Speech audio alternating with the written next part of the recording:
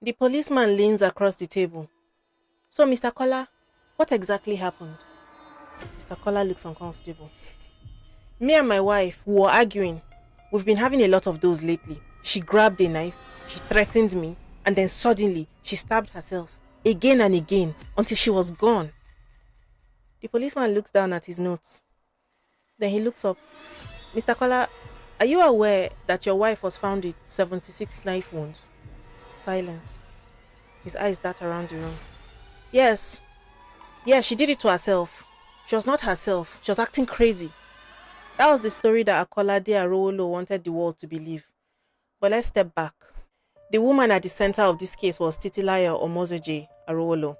She was a young banker at Skybank, ambitious, hardworking, very close to her family. People who knew her said she was cheerful, driven, she had a bright future ahead. But behind closed doors, her marriage was not as perfect as it looked. Family members, they later testified that she had complained about domestic violence. She had even moved back to her parents' house a few times after quarrels. But like many people, she went back hoping that things would get better. Neighbors, the landlord, even the security guard at their building, they all confirmed that arguments were a regular thing in that household. Then came June 24th, 2011, a day that should have been a celebration. It was Akolade's birthday. Instead, it turned into a tragedy. That night, Titilayo, she lost her life inside their Isola home. From the very beginning, Akolade claimed that she did it to herself. In court, he told the judge that they had argued, she picked up a knife and attacked him. And then suddenly, out of nowhere, she turned it on herself, repeatedly. But when the evidence came out, his story collapsed badly.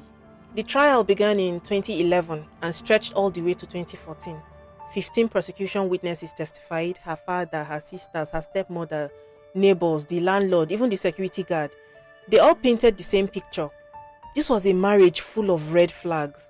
The most important testimony came from the forensic pathologist, Professor John Oladapo Obafunwa.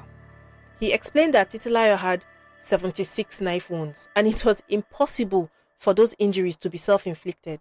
The pattern of the wounds, the locations, the sheer number, it all proved that this was homicide. He even pointed out she had defensive injury, showing that she tried to fight back. With that, the judge dismissed Akolade's story as nothing but a cover-up. Justice Latifat of the Ikeja High Court ruled that the prosecution had proved the case beyond reasonable doubt. She relied on the witness testimonies, the forensic evidence, legal principle of last seen. This means since Titilayo was last seen alive with her husband and there was no evidence of anyone else being present, responsibility fell on him.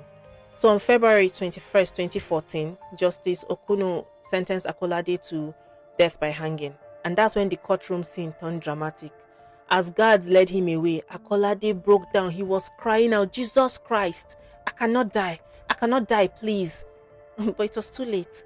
Justice had caught up with him. If you're in a situation like this, please don't wait. Don't try to change anybody.